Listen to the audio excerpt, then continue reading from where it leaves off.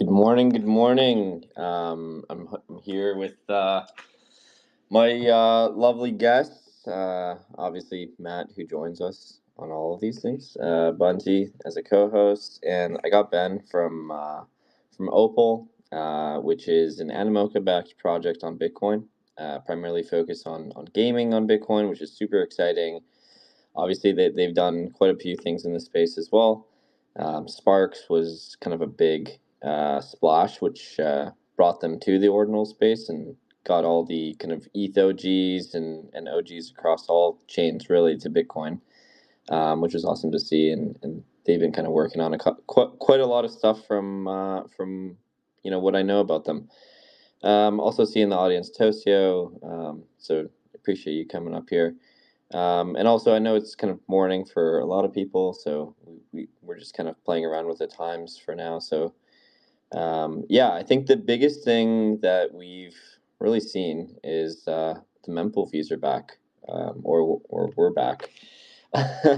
um, yeah, Bunzi, have you been following a lot of the Babylon stuff that's been going on?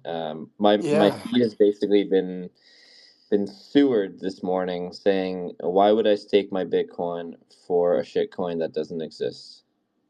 yeah, no, I think staking is something that ever since Wrap Bitcoin, which is like one of the biggest breakthroughs, has been one of like the driving forces for DeFi in every ecosystem.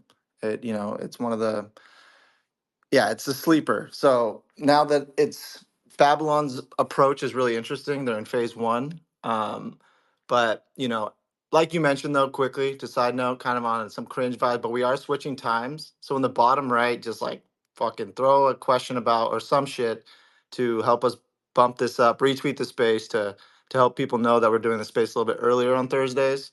Appreciate that. If you don't, you know, bad karma, and you're gonna get stuck in the mempool. It's all right though.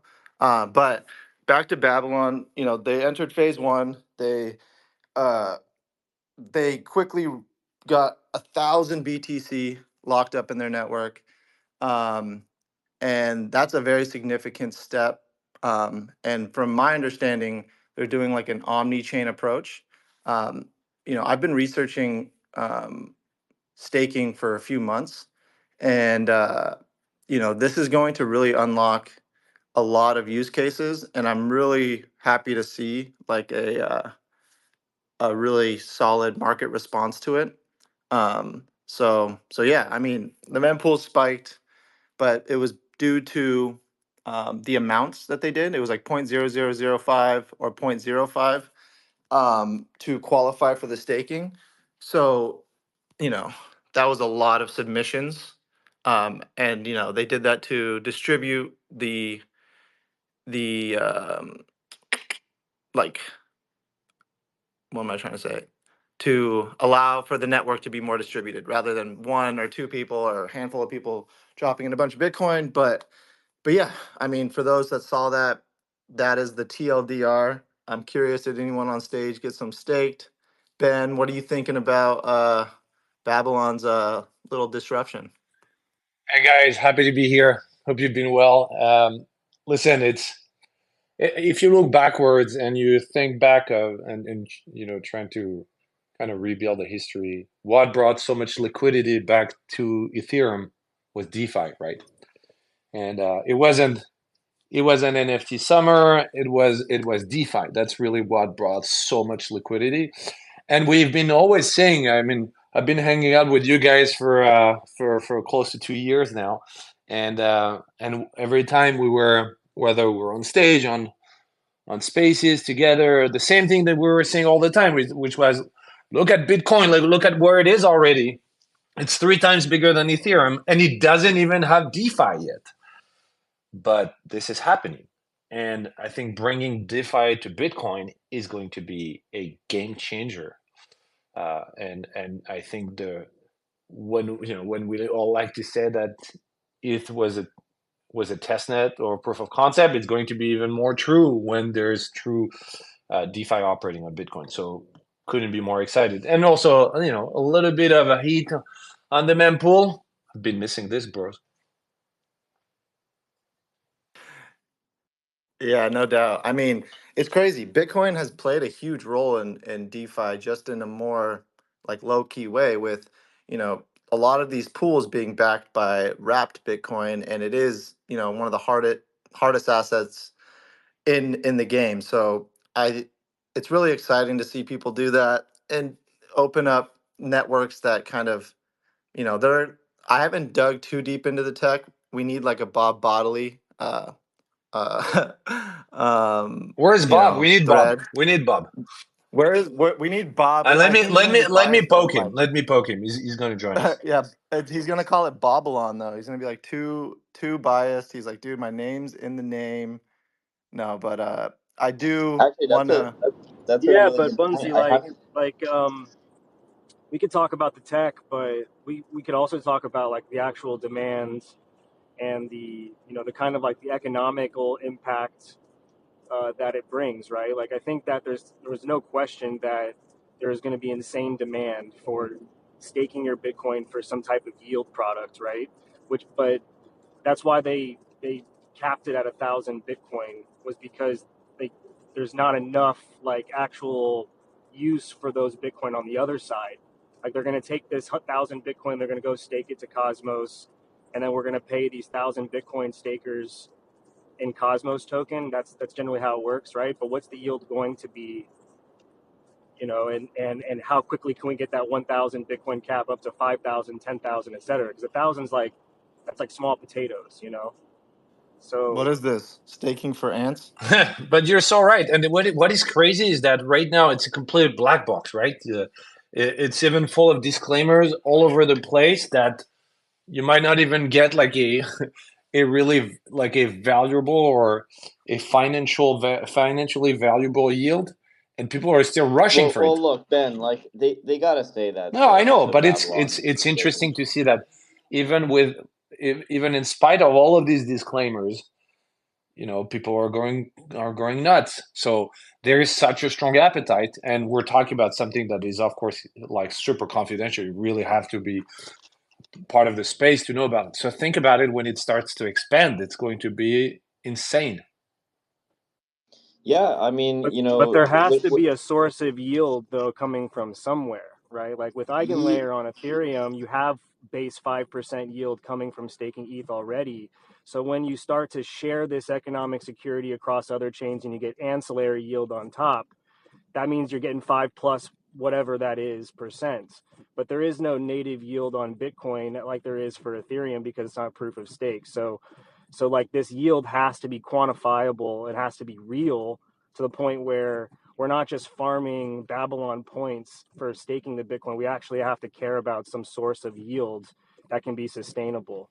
So I think that's what ultimately, like, and back to your point, Ben, like we want staking for DeFi for sure, but Babylon isn't staking for Bitcoin DeFi. That's taking your Bitcoin and using it as an asset for economic security to support other You're proof of totally stake right. chains. You're So totally right. how do we bring native DeFi to Bitcoin where now people can get real yield on Bitcoin via, these, delegation of that TVL into various DeFi strategies, right? That's how Yeah. we grow the pie in Bitcoin and 3x, our 1.3 trillion market cap to 3 trillion or whatever. It's not by taking it and making it useful to get Cosmos tokens. That's my hot take.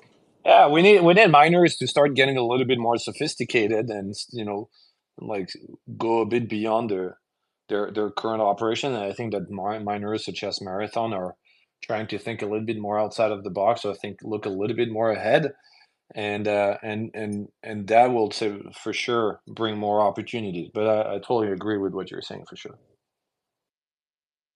I think at the end of the day, it's a little bit different too. The appetite is really coming from this being shiny and new and resembling Eigenlayer, and we all kind of know how the early Eigenlayer stakers were treated. So, I think everyone's just saying, "Oh, this is just another way to rinse and repeat the success and double or triple my money that I allocate here into, this pool with a future token. And if Babylon is successful, it's going to become the next Eigenlayer." And, people aren't caring about the base yield whatsoever. It might as well be zero at this point in time. People are just realizing that, if there's enough hype around Babylon, then Babylon naturally becomes, a multi-billion-dollar project, and the airdrop itself, 5% is worth X millions. And if you just do the math, then, even there being 0% base yield, there's still some level of value that is going to come back to you. Now, the other part too is, I guess it's really controversial, because Babylon says this is self custody. And, I think when people look into it a little bit further, it doesn't really appear to be the case. So I think that's also kind of a little bit of a surprise misrepresentation per se. And again, like my view on Babylon is neither positive or negative. I'm all for people trying to build economic, like AVS with Bitcoin to some degree. I think certainly we can use it, but that being said, like, what are we going to use it for is ultimately sometimes the question. Bitcoin being a better asset to use for AVS, sure, but again, not having the base yield that ETH does, well, that becomes kind of problematic to build off of. Wait, so Everything. you're telling me they're repeating stuff that's worked before and using buzzwords to build hype? Wait, wait, Well, I wait, wait. mean, No, no, no. well, I Wait, mean, so let's Ordinals be is honest. speed running the whole crypto cycle Look, in Bunsey, 1 year? You're the telling me, wait, like everything right now on Bitcoin has been basically copy paste of like what's worked on Ethereum. And that's not necessarily a bad thing per se. If we think that Bitcoin will scale horizontally, it's like front running the direction that we're most likely to take. And then from like an investment perspective, like the VCs are chasing the highest, upside opportunity. So they start with, they start with L2s, and then they, juice all yes. the value But there. that's what Then they makes me go super to bullish AVS too. stuff. Is like, like customer education on DeFi is extremely hard. Like, it's a very intuitive, people like what they're used to. And like, it's been proven out, but also like now people that have the experience on Ethereum now know what to look for. But what's interesting here is, you could effectively do this with Wrap Bitcoin a long time ago. Some of these bridges, have had their issues, but even Eigenlayer just had like a pretty big. I don't know exactly what happened, but I was seeing on the timeline some type of exploit or something along those lines. It's kind of random, but does anyone know what I'm talking about there? Or whatever, fuck it. Fuck Eigenlayer. Um, but Bro, ETH was testnet. Have been saying this for like how many months now in our space at all these conferences. We go to ETH Denver and we throw Bitcoin parties and Ord houses and stuff, and we say ETH was testnet sort of as like a joke, but everything that we learned over the last 6 years in that ecosystem is applicable here. Like we can skip right over Uniswap V1 and go straight to V2. And like you said, the farmers and the DeFi, degens, the ones that actually are going to drive a lot of the volume in Bitcoin DeFi, they already know the rules and know how to play the game and know how to farm the token, et cetera. Like there's not going to be nearly as much of a learning curve this time around, which is going to lead us to a much, compressed version of this like DeFi cycle, and yeah, it's coming a lot faster and it's going to mature a lot faster. I guess to play devil's advocate is like with that, some of these people know how to build a better mousetrap too. So it is like definitely due diligence on that side. But I completely agree. I think the models have been proven out, but with programmability around the corner, like what you guys are working on at Arch, like that is the missing piece. Like it really is. Bitcoin is dumb. It's good at what it does, but it can't do anything else. So like ETH was testnet, sure, but like the provability and the proof of concept and like just what it opens up to the world. Like DeFi is a very radical concept. And to have that on layer one in a true trustless way, we're getting there. People are using the words very loosely, um, but regardless, I do think taking a step back from the tech and just looking at the product market fit, like I do want to just for the sake of conversation, like they raised $70 million. Like you better believe they wash traded a bit of that. But like, I am curious of like to see how this matures and transpires because off success stories, there's going to be a lot more people coming and building here and doing all of the things. So I'm really looking forward to seeing how the other phases roll out. Like if we have another Merlin chain situation where people are like, wait, fuck, I can't pull back my Bitcoin.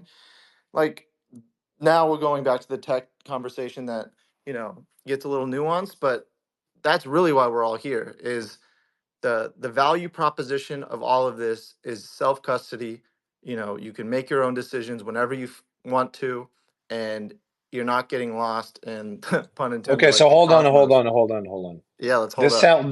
this self custody thing. Who Yes. can explain to us how it fucking works? Like All right. So what's in the script? How do they do that? the signature schemas.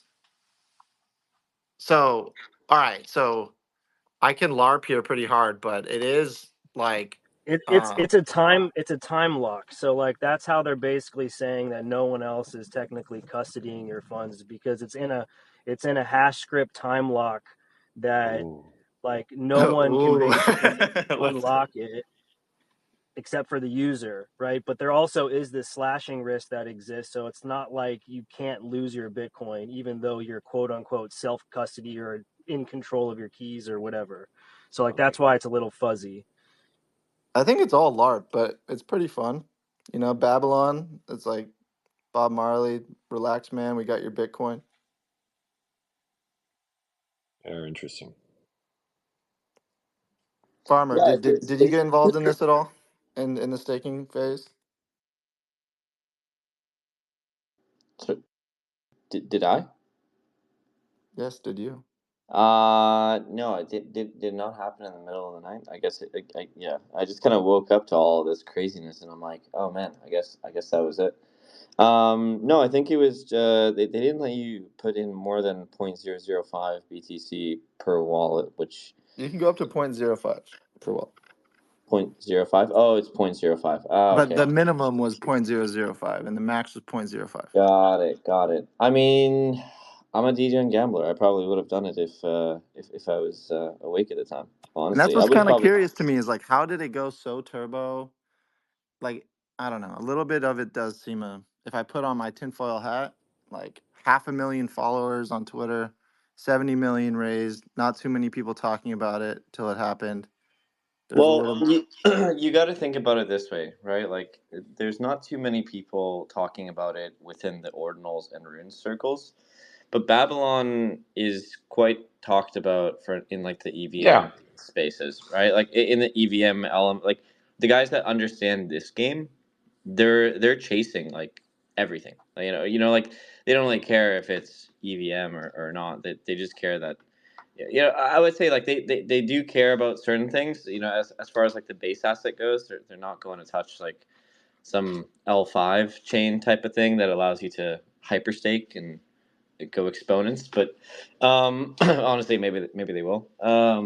But something that like touches Bitcoin, I think it appeals to a lot of people because a lot of ETH people have Bitcoin, and they're looking for ways on how to play the EVM classic games of farming and staking with Bitcoin itself. And it's new. It's a new narrative. Yeah, I don't know. I They've can been I doing a can good job also like marketing.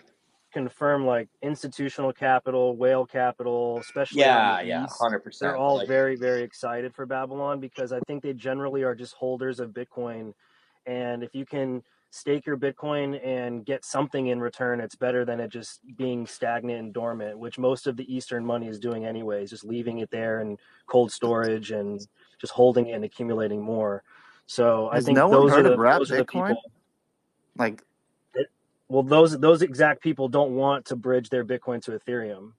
Yeah. they're hypothetically bridging it to Babylon's But network. So but you can tell that they're absolutely not targeting the ordinals crew, because the ordinals community, because even just the wallets they're supporting right now is OKX, OneKey, BitGet, Keystone. Like there's no I would say they're missing out on the usual suspects, you know. They're missing And out on Xverse like 0.002 Bitcoin wallets. Like, dude, fuck. Got some JPEGs. I need to Damn, so they fucking. yeah, really don't care about us brokies. exactly. Damn, They don't care dude, come about us. on. What about the 0.01ers, dude? They don't want your Yeah. fucking shitty dust UTXs, bro. It's a good thing Arch cares about us. At least we got that going for it.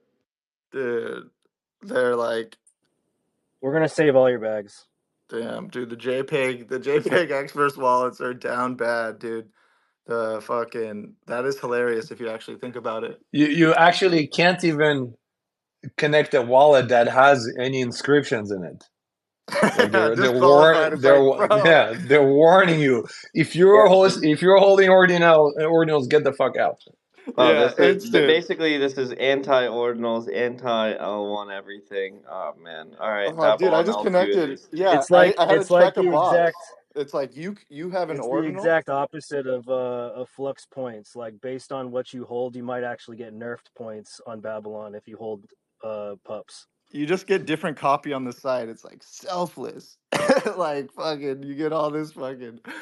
Oh my god, that is hilarious. That's actually how all this shit works. Like if you really boil it down, bro, like that is it's the brutal truth and I love it. That's why I love doing this space with Farmer is there is a really kind of radical reality that happens around all these ecosystems is like the next product's going to address exit liquidity. It's literally going to run off the back of Babylon and be like, yo, you guys that don't have that much, even the 0.005 minimum, we got you. 0.000005, and you have to have an Xverse wallet with an inscription in it. It's around the corner. Sorry, that's kind of doomsday, but it's kind of the reality we're in.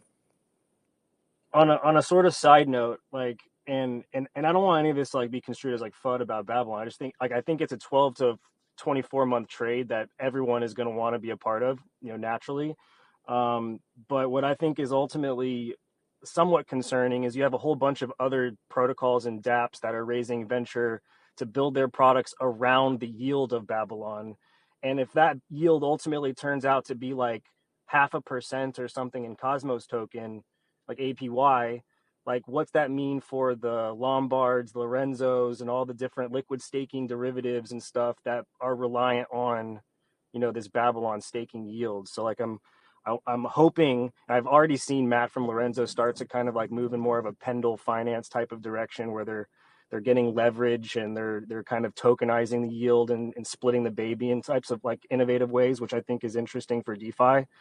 But like I think it's going to be interesting to see what the products do if that yield, or if even the like the capped amount of Bitcoin that you can even use is enough to really justify some of these more LST products building around Babylon. Yeah, So it's what do you guys I think? mean, that's like the house of cards concept. It's like liquidation fucking cascade 101. But what is funny too is dude, Lorenzo, man cooked up his own chain called the Lorenzo chain or like and it I mean, I don't know if it was a liquid staking thing, but I saw something around the lines of like Lorenzo chain somewhere and like dude, that is I don't know. We're just in fragmented new chain networks like kind of larping as I don't know, but I do think people building on the back of something that's not proven on Babylon's in the like it's in the discovery phase. If you have any type of yield bearing promises to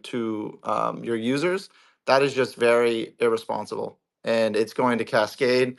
I mean, we're yeah. I mean, why not do it off Ethereum and wrap Bitcoin with a proven model?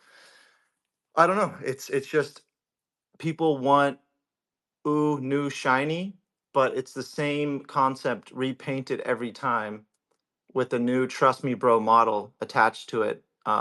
So it's a there's very big opportunity though for who can solve the like really when we get down to the nitty gritty. I know it's people LARP and say this stuff and it doesn't matter, but like the technical part of custody and having like um true ownership over the like where your staking is, and that's what I mean, that's why Ethereum did so fucking well. Like that's what that whole and Solana, like those things are built. That chain's built specifically for these reasons, and it did a really good job at it. But like bridging the gap right now is going to get a little bit. There's going to be some exploits. There's going to be some you know learning to do. But whoever nails it, it's going to be a home run.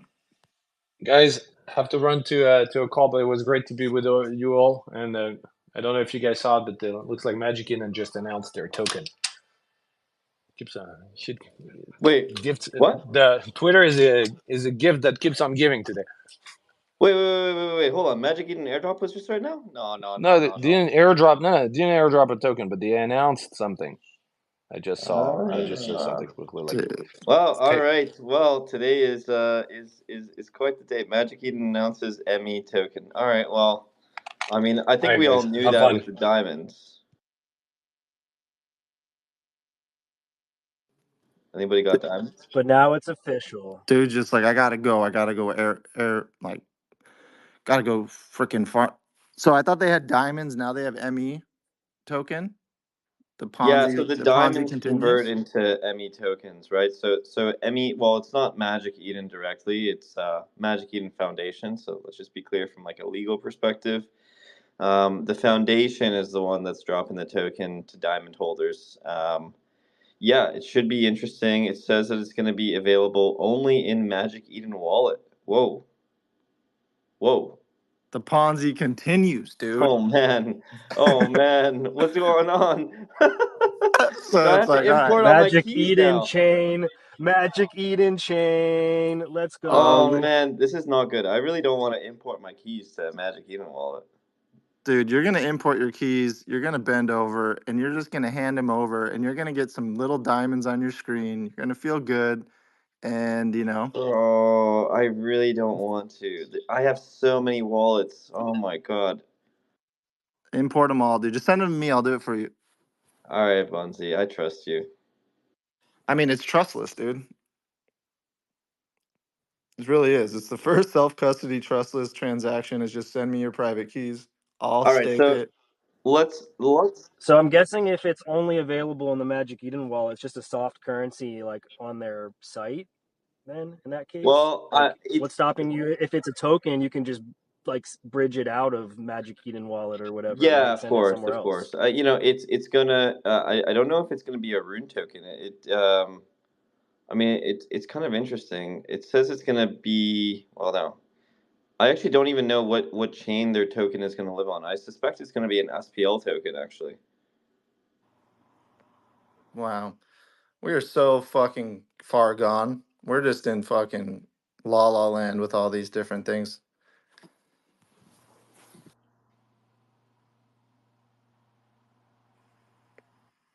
Two Ledger Me, welcome to the stage. You requested up. You got any takes?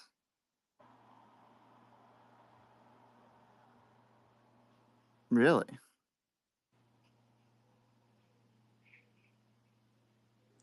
All right, so given the speculation around Magic Eden Diamonds, what do we think Magic Eden's gonna TG at? I'm just kind of curious because you had Tensor on Solana basically eat Magic Eden's lunch there by the end of the finale. Um, but obviously, Magic Eden is still the number one marketplace for ordinals, and honestly, at this point, Sorry, for guys, I was Bitcoin. just deep in a stretch. I was very deep into a stretch. Nice, dude. Oh, okay, Some all right. yoga, downward dog, some downward dog to the moon tokens. All right. Now, are you out of the stretch or are you still deep? No, I'm out. All right. So what's good? What's the take? Are you just up here stretching? You gonna stretch in front of everyone? I'm just stretching, just right before the bull run. So we all just stretching right now. Okay. All right. Good take. Interesting take. All right. All right, back to the show, Bunzi. Honestly, I think we love speculation, and I guess the whole topic of today's show has really been around speculating on tokens that don't exist, i.e., Babylon and Magic Eden now. But I'm sure we all have quite a bit of diamonds. From I talked to a bunch of people that actually have traded on other Magic Eden chains and so forth. And it honestly seems like, the token allocation or the diamond allocation, let's be clear, to the Bitcoin holders was outsized relative to the fact that trading volumes on Bitcoin were significantly lower than Solana. So for anybody who's been using it actively, they definitely stacked up their diamond allocation. Tensor and other kind of NFT marketplaces, I think they're still around and they're still being used. Matt, you probably know the Solana ecosystem a little bit better than I do from like the NFT side.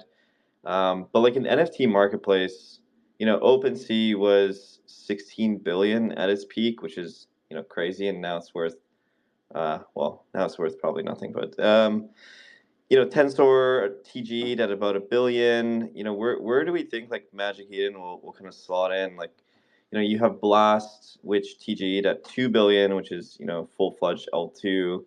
And I think that disappointed a lot of people. But are we thinking like Magic Eden kind of TGs at a billion FTV? I think that's kind of where their last round was in the last bull market, anyways. But yeah, I wanted to know if you had any takes there. What are we speculating on?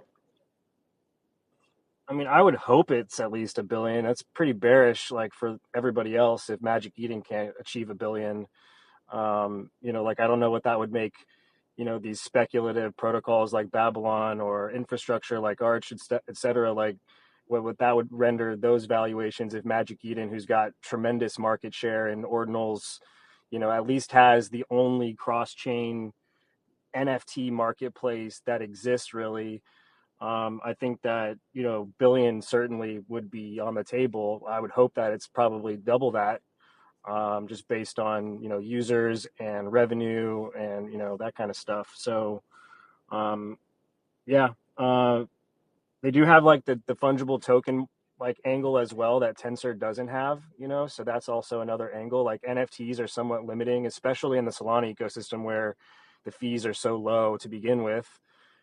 So the fact that they're doing ETH, Solana, and Bitcoin NFTs, generally helps the fee model. But the runes decks that we're helping them with right now, they're doing this sort of order book with PSBTs, but they'll be transitioning that into deep sources of liquidities for swapping natively on Magic Eden, which we're helping them with that.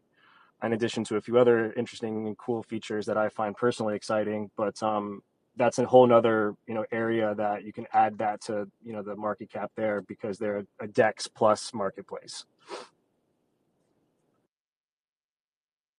Yeah, no, totally agree. Now, are the fees like for actual trades higher on Bitcoin than they are on Solana? I imagine they're basically near zero on Solana just to be competitive, and maybe similarly to Ethereum actually, because on Ethereum then you have you got Blur that basically ground fees to zero. But I guess is the revenue really just Bitcoin at 2%? Are there other chains that they're similar to the 2% model? I mean, I haven't used it honestly. Maybe that's just me being blind, and I'm just like clicking buttons sometimes, and that happens. But is Bitcoin the only chain that Magic Eden actually has fee switch set on? Uh, I I suspect maybe at this point.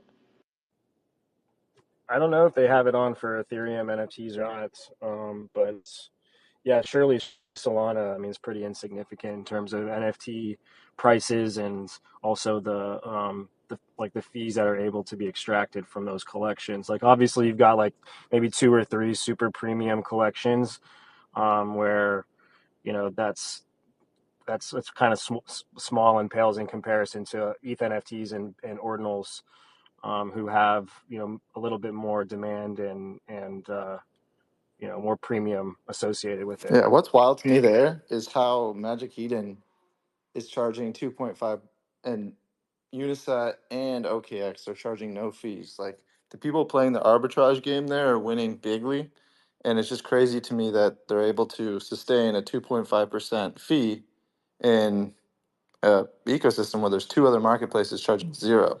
Like it's pretty crazy actually.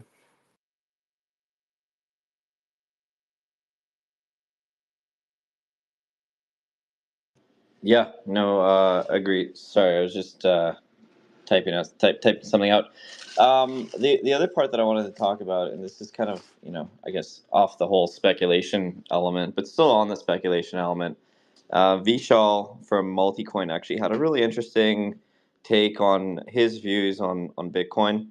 You know, I think broadly speaking, he thinks that most of these, forked EVM, Optimism, L2s are dead on arrival, primarily because they don't necessarily, do anything, broader on the base layer. And I think like I share a very similar view where, the L1, and I posted this a couple days ago too, is, if we don't have network activity on the L1, then L2 network activity is basically dead on arrival, really. I mean, outside of wrapped Bitcoin, whether that's TBTC, wrapped BTC, and other forms of BTC, that's great and all, and I'm all for bringing Bitcoin to other chains and doing more with Bitcoin. um, and we have like products actually, integrating Bitcoin more broadly within their product suite, whether it's borrow lending marketplaces in existing EVM environments. But that to me isn't necessarily, Bitcoin L2. Just because you have Bitcoin on a chain doesn't necessarily mean that you're going to be a Bitcoin L2. You're not really closely aligned with Bitcoin, really, other than having it as an asset on your chain. But I think his view was that, we're missing people trying to bring more functionality to the L1. And OpCat is great. OpNet is also great. But again, like these things are long-winded. I think a lot of people on like the degen side were expecting OpNet to kind of come out immediately and bring another playground very, very soon. But I was listening to the Ordinal show yesterday, and they said that they're about 3 or 4 months away from mainnet. Um, and obviously, OpCat is, very, very optimistically 3 4 months out as well. And then you have Fractal, which is going on mainnet basically next month. I think his viewpoint was that we need to be solving for problems that actually aren't reliant from like a technical risk perspective on things like BitVM 2.0, OpCat in the future, because those things aren't necessarily certain. I think the only thing that we have as a certainty are the builders that are trying to bring something very close to the L1 and integrate everything that's going on in the L1, which is the ordinals and runes, revolution, so to speak. It's still a very small market, but that is a market that is your problem, right? Like, and I think the key part is, we're not necessarily solving for the problems of the existing users, but really just building products for the sake of building products that we don't necessarily know if they're going to have a tangible use case for. So similarly, Babylon as an AVS, like we don't necessarily know if Bitcoin L2s are going to use Babylon as an AVS to secure their network. It's still largely speculative in nature. But yeah, I wanted to, kind of open up the floor to you, Matt, and like what you thought from Vishal. Obviously, you guys are very close. Multicoin as an investor into Arch. Yeah, I wanted to see if you had any alpha that you could share from like Multicoin's perspective on the space. How they're looking at it. I know he's kind of shared his initial views, but anything beyond that you found interesting. Yeah, I mean, I think that from day one, we really aligned with Multicoin when we got started with due diligence with them on this one critical point. And this is where Arch is largely different than any other meta protocol or layer 2 in that sense, is that we actually can meet the user where they are on the trust spectrum on the layer 1 with what they could truly self-custody their assets and still trade against liquidity that's sitting in these pools. Now, of course, if you read Bob Bodley's post and you know a little bit about how Arch works, people sometimes refer to it as a layer 1.5 because when you're a maker of that liquidity, when you're depositing funds into the network, yes, you are trusting the Verifier network, and yes, that is a thresholded signature scheme with a decentralized signer network that's all operating on proof of stake. So there are minimized trust assumptions that you're placing if you're the maker of that liquidity. That's a given. There's no real way around that. But for the takers of that liquidity, the ones that are able to be interoperable with that liquidity that's sitting in those multi-sigs or that's sitting within that quote unquote layer 2 network, the makers of that liquidity, they could actually atomically and trustlessly swap against the liquidity that's in that pool. So you don't need to wrap into a meta protocol like OpNet. You don't need to bridge to a layer 2 in order to invoke a smart contract as the taker of that liquidity, which, by the way, is the majority of the volume in a DEX. Like, you're going to have liquidity providers, LPs, who deposit funds into a pool for one purpose and one purpose only, and that is to earn yield on their assets, right? So asking them to participate with a little bit more risk is something that is a little bit reasonable because they're expecting yield, right? From the taker perspective, you can actually participate in DeFi. You can call a smart contract from whichever Bitcoin wallet you have, whether that's Unisat, Magic Eden, Xverse, or whatever, and you can send money to a smart contract without trusting anybody on the layer 1. And that's what Multicoin found to be so compelling and cool, because this is the first example of a truly trustless atomic swap from a taker perspective against multi-source liquidity that are to a certain degree decentralized and secure, right? So I think that's like the first primitive of what is truly going to be interesting within the DeFi ecosystem, and where we're thinking differently. Everybody else is starting with scalability. We're just starting with this primitive programmability. And then as more liquidity gets deposited into those multi-sigs by the makers, certainly they can begin to interact with each other in a much more scalable and performant type of way. So then you start to have perp dexes and super fast transactions built by smart contract developers who are choosing a different type of transaction to be not anchored to Bitcoin and not imposed by 10-minute blocks and fees and all that, but they already have like addressable market and TVL from those makers of that liquidity to begin with. So now they can actually participate in these new types of applications. But the best part about it is all of that liquidity never loses connection to the base layer. Every single taker, every single self-custodied Bitcoin user can participate in DeFi and with the liquidity that exists within that network, which is the unique thing here. All other layer 2s are on an island. All other meta protocols are on an island. We're trying to unify all of these cross standards and cross meta protocols so that we can engage with each other within one unified ecosystem.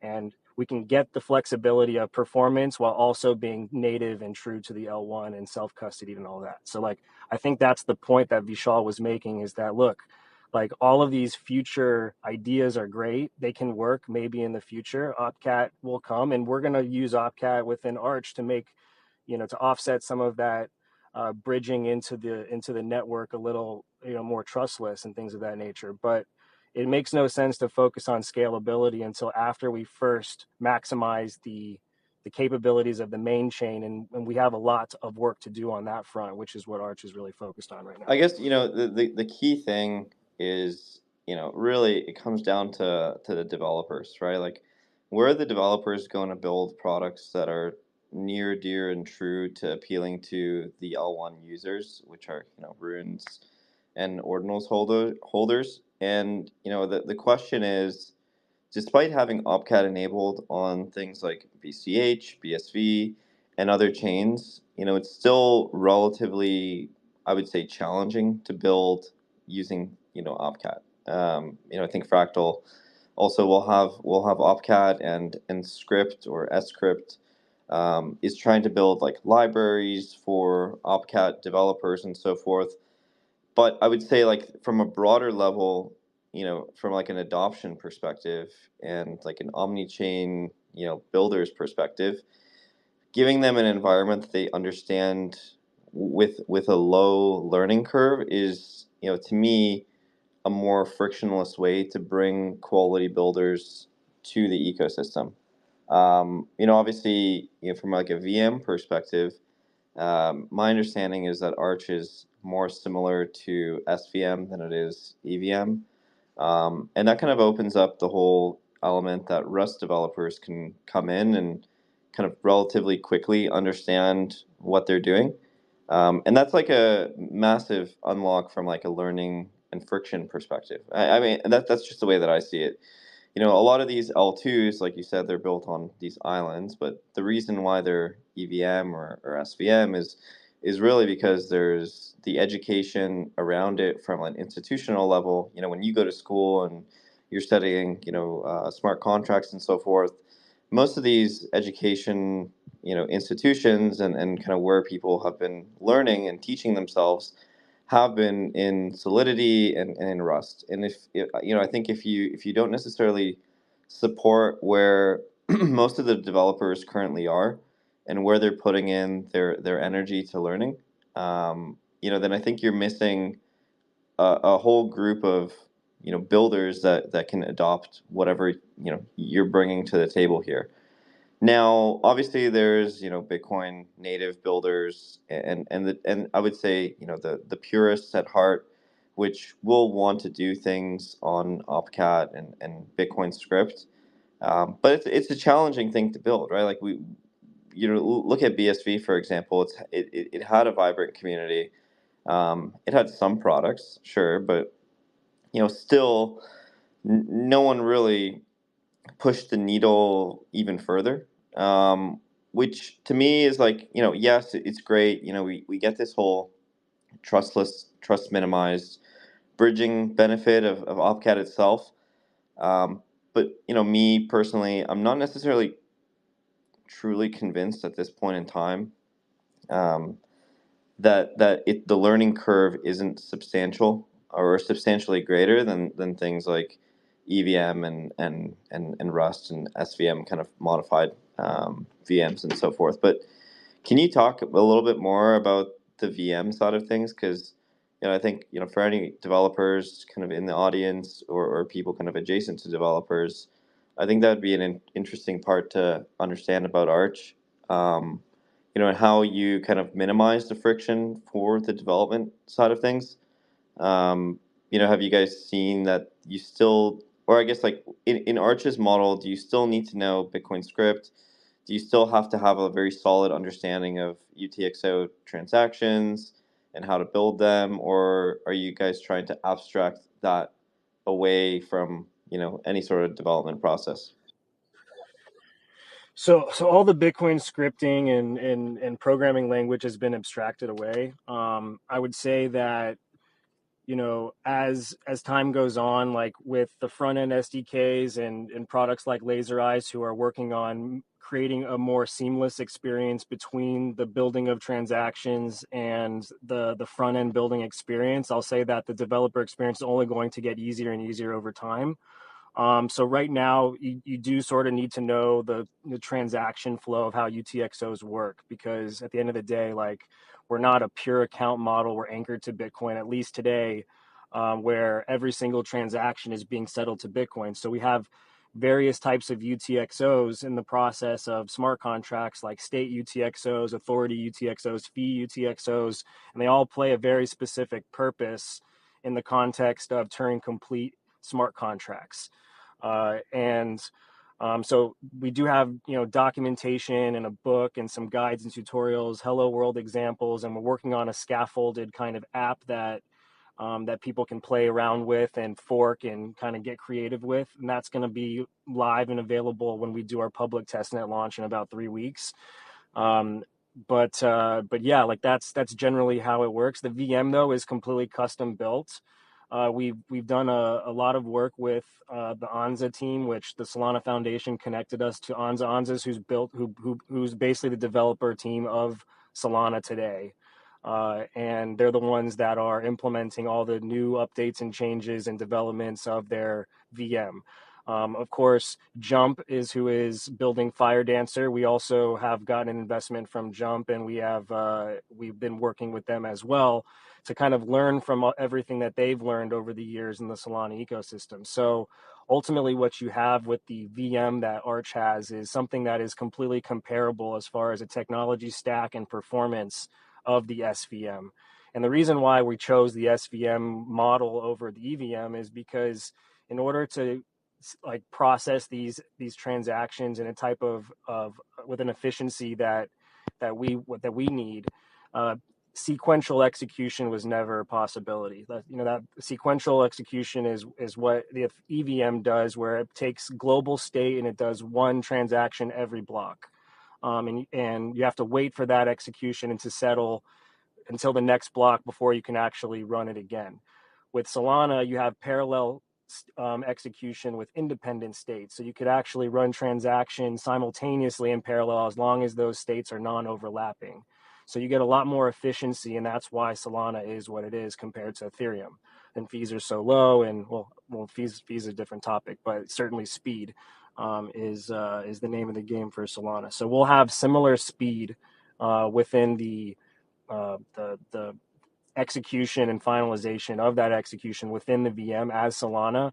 It's just our limitation that we're being anchored to Bitcoin is where the block times and settling on Bitcoin really come into it. But yeah, as you mentioned, we are Rust smart contracts. If you understand how Solana works, you're probably a lot further along in the process of deploying on Arch than an Ethereum developer. That's sad at the end of the day because there's over 200,000 Ethereum and Solidity developers out there. And I think that is where some of these EVM compatible L2s have a little bit of an advantage because, if they can solve this trust minimized bridging situation, you're going to have a lot of just copy and pasted, but for a good reason, copy and pasted protocols from the Ethereum ecosystem that are naturally compatible with these chains.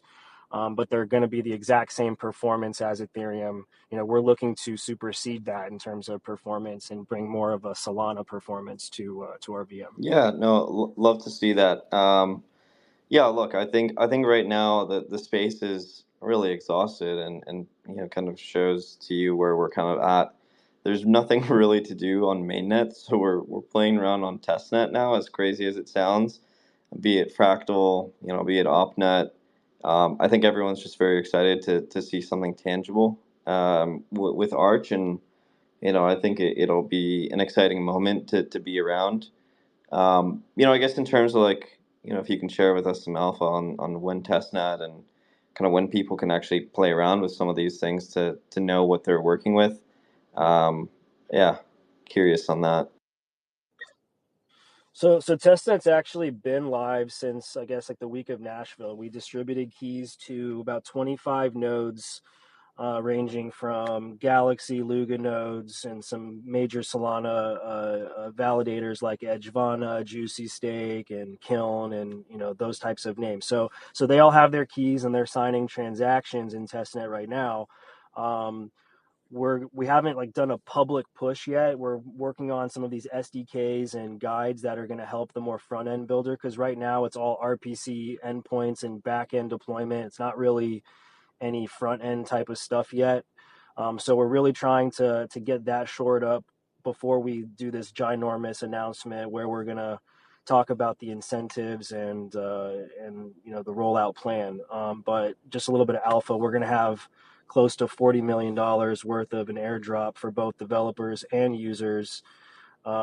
That will come probably 3 months down the line after the testnet launches. So December, January, something like that. There'll be a massive airdrop to expect from the Arch Foundation, which is really just to bootstrap and optimize for community growth for the long term, right? Like we have a huge amount of tokens we're giving developers, so they feel like they have some level of ownership of the protocol, and they have the resources they need to build and continue to scale without necessarily raising venture. Users can also, have that sense of entitlement and ownership of the protocol for participating in our testnet experience and also supporting the apps. That's our major focus: is support the DEXs, support the borrowing and lending applications with your Bitcoin. Don't just throw it on a chain and farm points. Actually delegate it around, put some funds into an LP pool or borrow against an ordinal or something like that using the Arch smart contracts, and we're gonna do a massive airdrop to make sure that everyone is aligned for a multi-cycle come up here. Yeah, no, I love it. I know, like me and Bunsey kind of always have alluded to the fact that if the infrastructure is good, developers have a much easier time with building with that in mind. So it sounds like you guys are very much like infrastructure focused. Don't launch with a half-baked test net, which makes it impossible to understand, and taking your time with things, and not necessarily moving at the speed of light, and launching with an alpha 1, alpha 2, alpha 3, alpha 4 testnet environment before you even get into a beta version of the testnet. I think certainly from like your time perspective and time horizon, the time horizon for Arch is certainly not necessarily just a short-term 6-month meta protocol experiment. There's more thought process around it, and certainly you want to bring something to life of value to people. Certainly the people that don't want to take any sort of, I would say, adjacent blockchain custodial risk, if you can even call it that, may be kind of cautious initially. But this is kind of, not dissimilar to using, another chain and having your assets live on that chain anyways. So, yeah, I think as long as the opportunities present themselves, people will come. And that kind of attracts the whole development cycle. I mean, I kind of have this philosophy that any environment, whether it's like L1 Bitcoin, Bitcoin L2s, L 1.5s and so forth, you really just need like one or two killer applications, across the board. Bitcoin still doesn't necessarily have like a money market, decentralized lending pool. I think that's really important to have on any chain. Swaps and AMMs are certainly something that any chain and net new ecosystem, focuses on initially to get things off the ground. So I think that would be really interesting to see.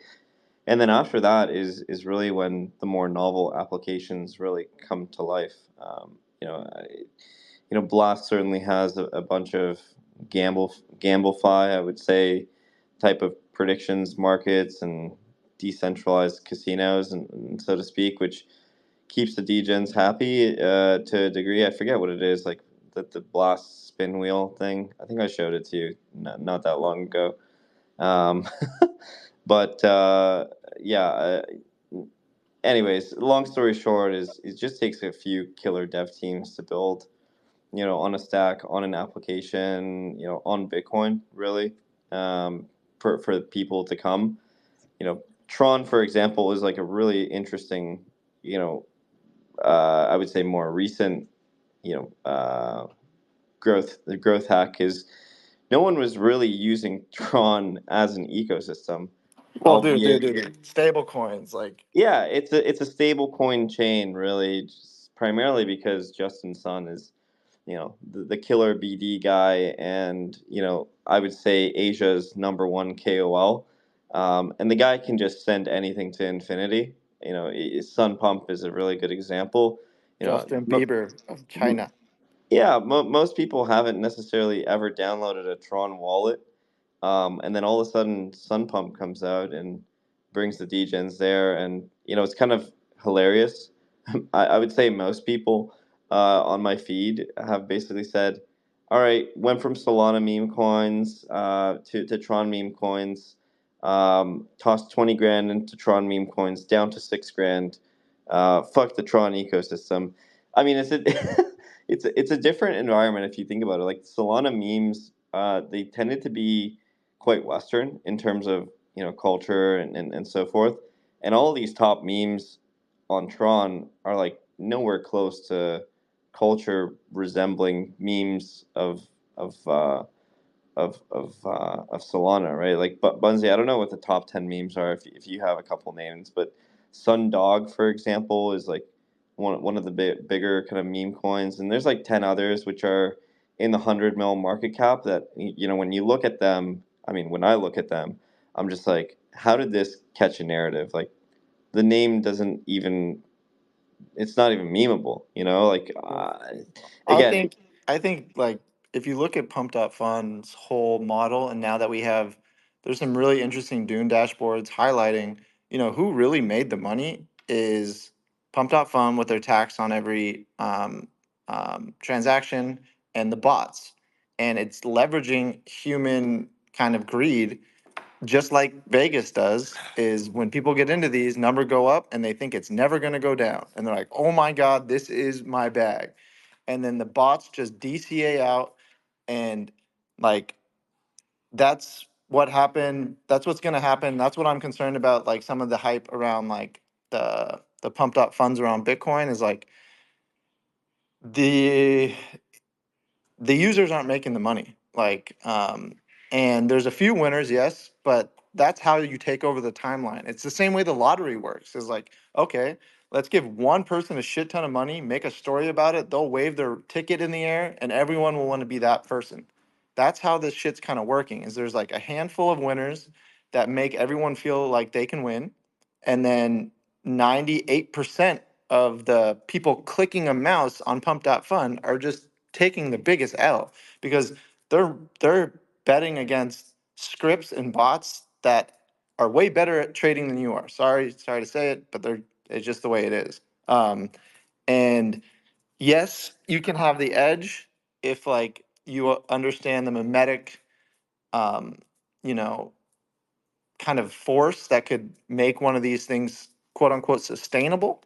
Um, but yeah, the Tron Sun whatever pump dot, it's fucking it's the same story, different chain, extraction, like 101. I mean, I know it's a brutal take and I don't fully agree with everything I said, but I'm just saying it for the sake of, you know, the people taking the time to listen is like it is. Bunty, you've been clicking those buttons as a pump fun maximalist, haven't you?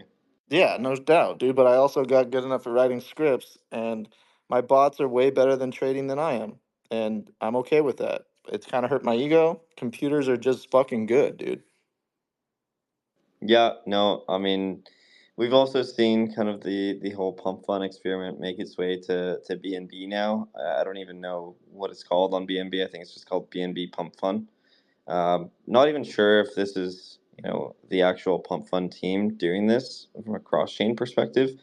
I suspect it's just, a fork and someone just copied the code, much like they do in a lot of cases.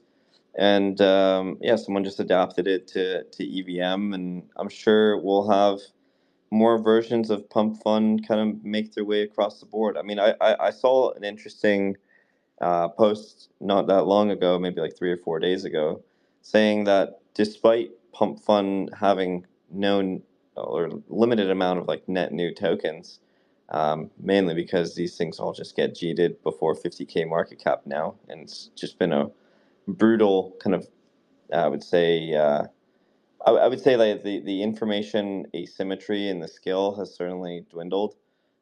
Much like we kind of seen things dwindle down pretty quickly with friend tech, once the bots and I would say the more pro users come in, these things get significantly more competitive from like a retail perspective.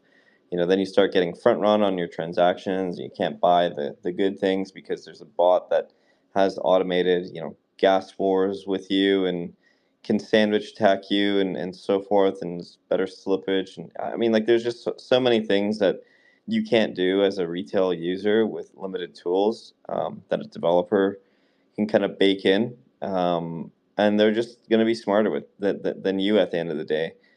I mean, the one thing that's nice about Bitcoin right now is it's very manual.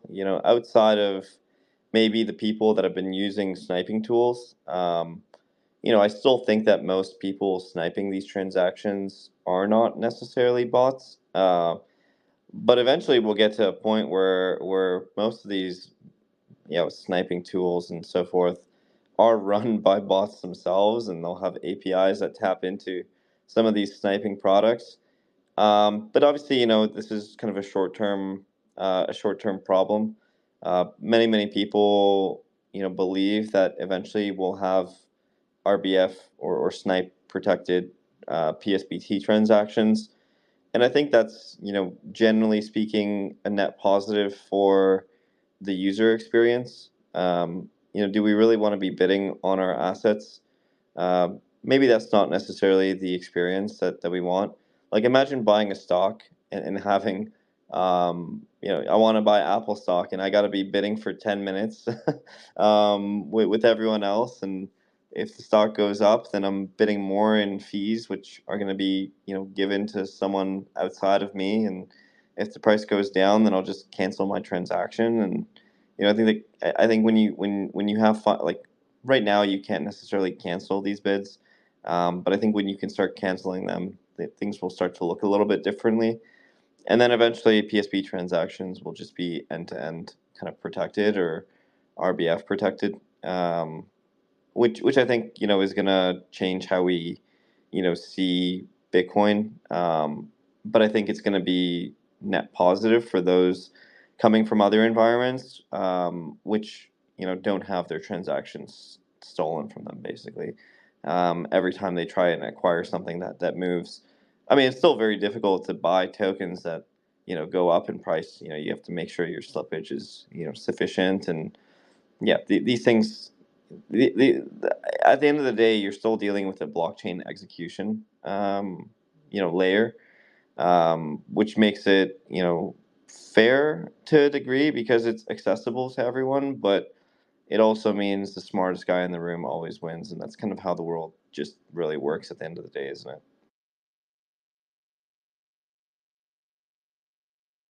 No, that's bad news.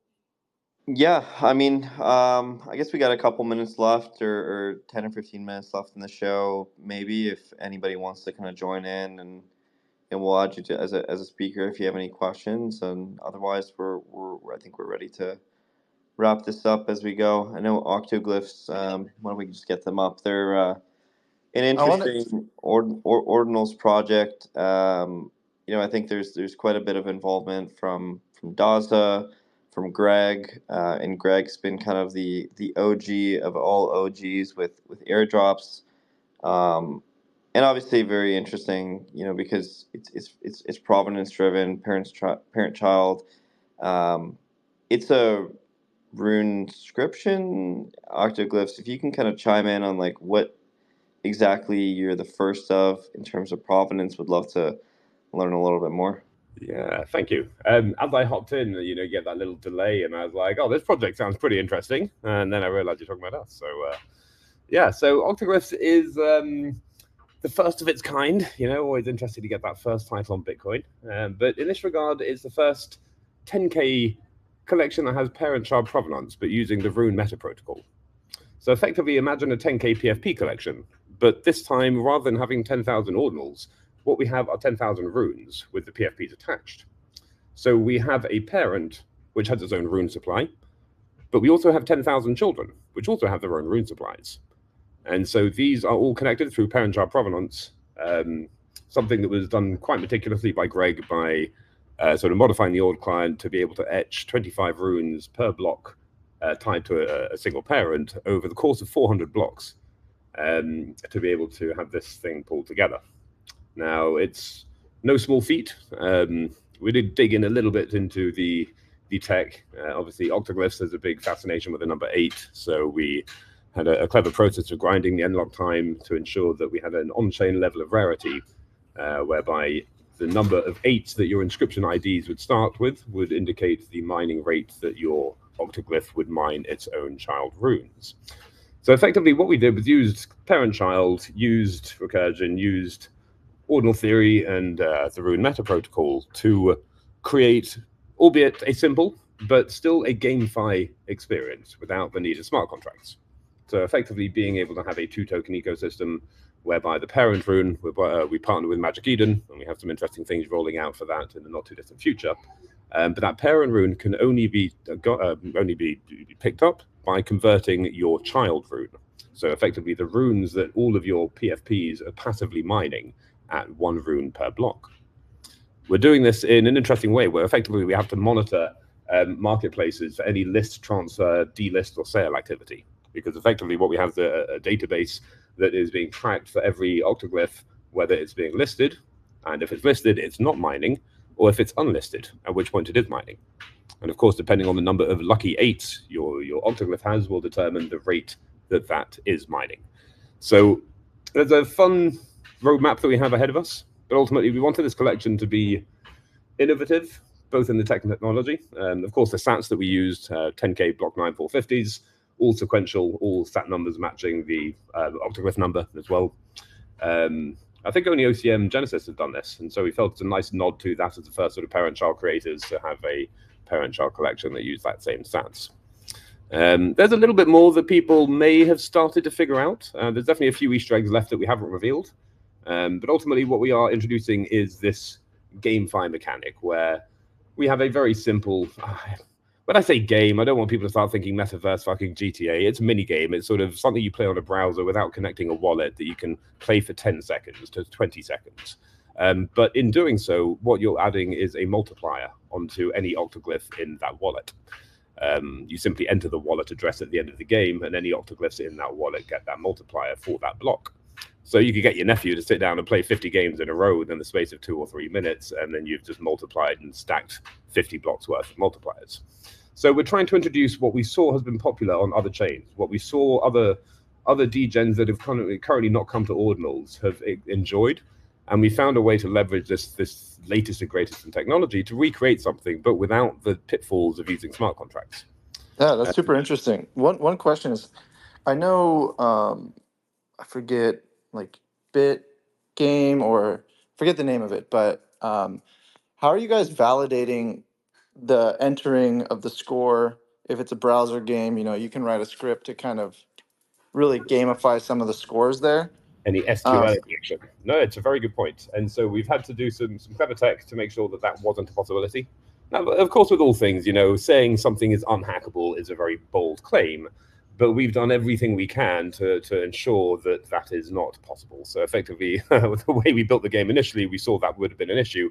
So we had to rebuild the game in its entirety using a combination of React and a whole bunch of other tools to use a little bit of encryption to make sure that the information that's getting played browser side cannot get manipulated in any way, shape, or form. So great question. How are you doing that?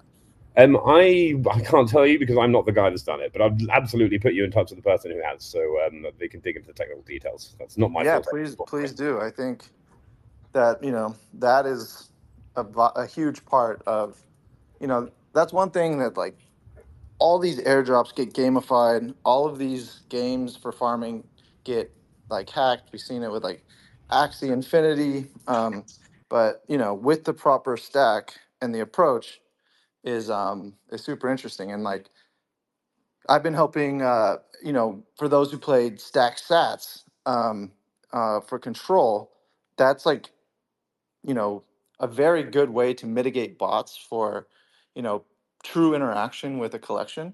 And I do think the game theory and building kind of with that in mind is super interesting. So I'd love to learn more of how you guys are going about that, because I think that's a huge unlock.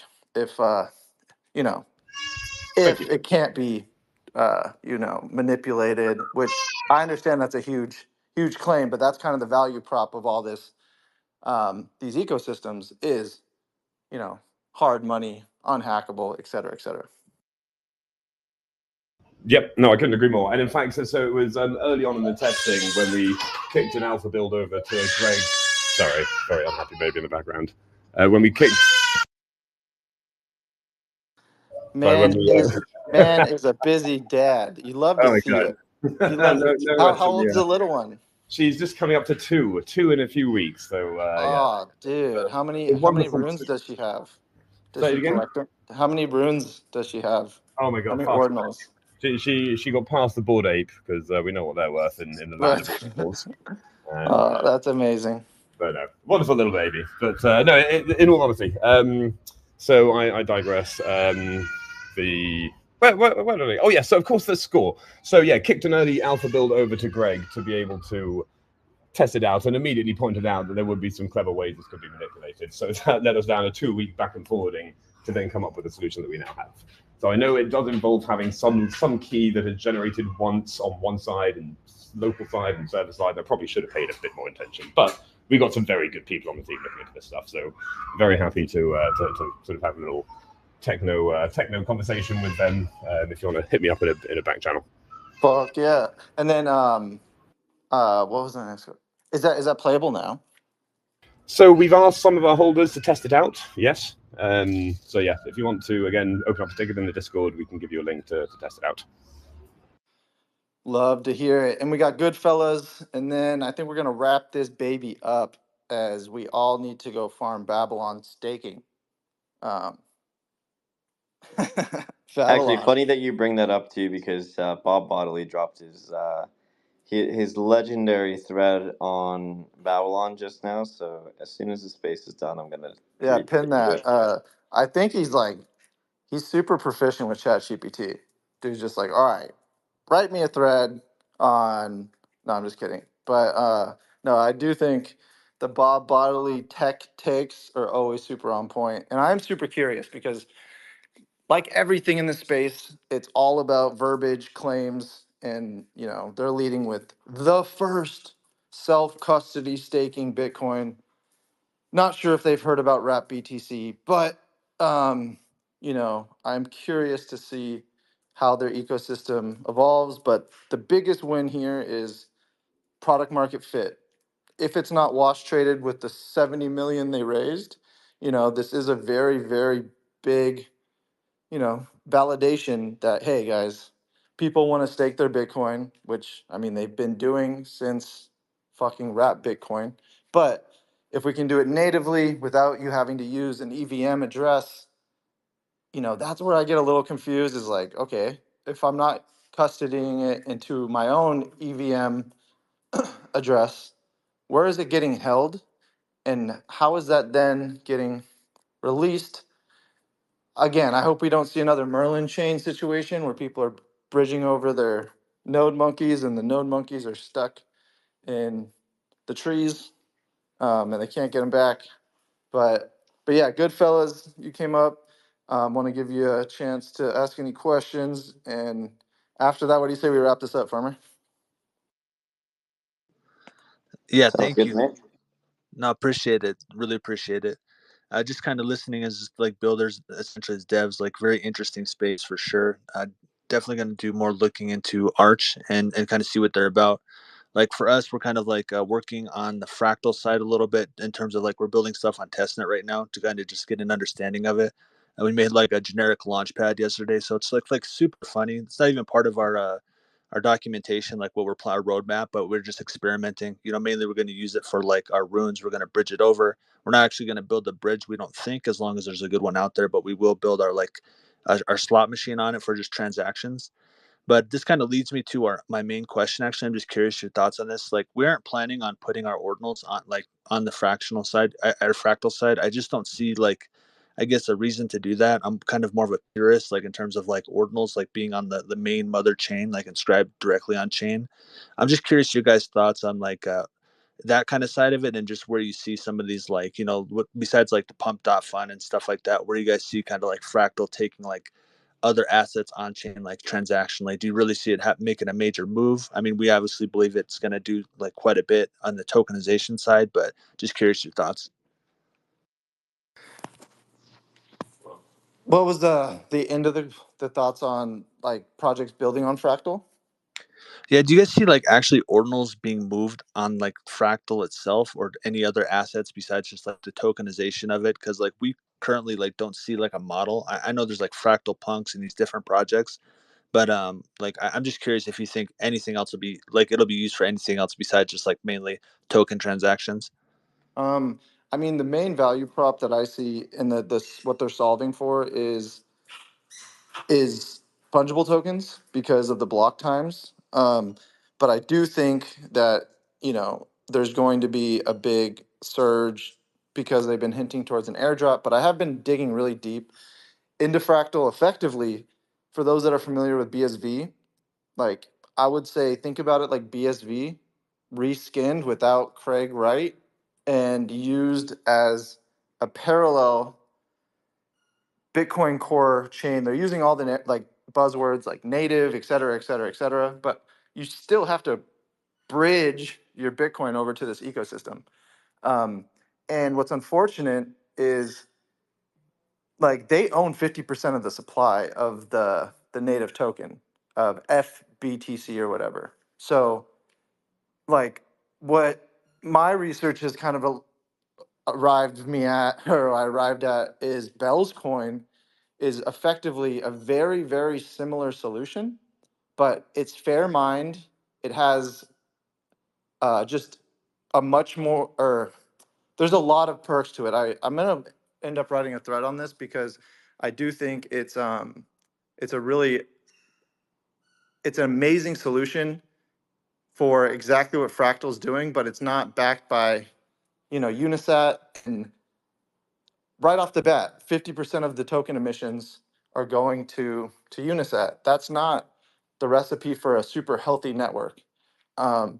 So that's my main concern with it. But do I see projects utilizing it? 100%. If they don't, you know, I think it's maybe a lost opportunity, but I do see a lot of people leveraging it just for hype. But I do think once the dust settles and there is a strong use case and a safe way to go about it, yeah, but I don't know. I'm bullish on it, but at the same time, I'm still very reserved because there's people saying like, "Oh, we're the first pumped up fund," and the thing's not even on mainnet. So I'm already getting kind of like grifter vibes, just from like the all the tooling that's getting built. But if there's a breakthrough app that makes sense, sure. But I don't know. I know I kind of talked kind of long-winded around that, but that's kind of my summed up take thus far. If that helps at all. I know that was kind of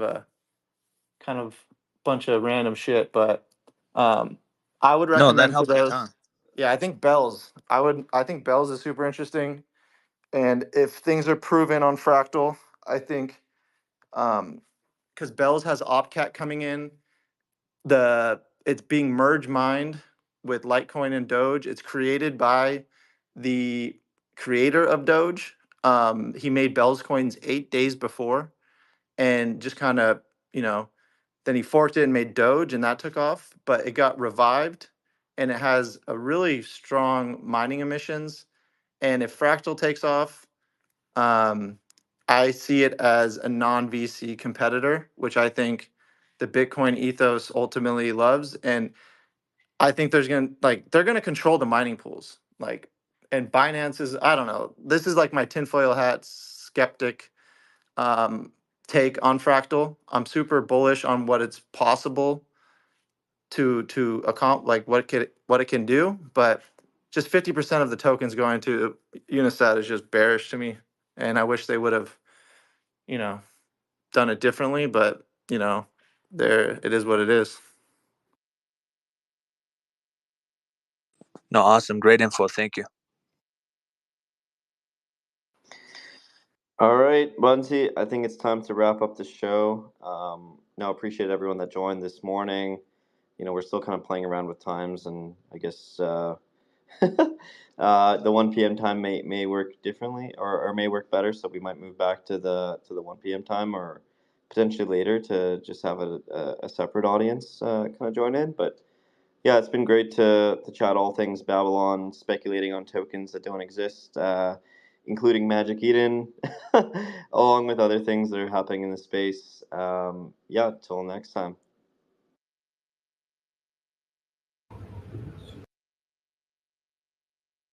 Bunzi, music? No music? Do-do-do-do-do. All right, guys, take it easy. Peace.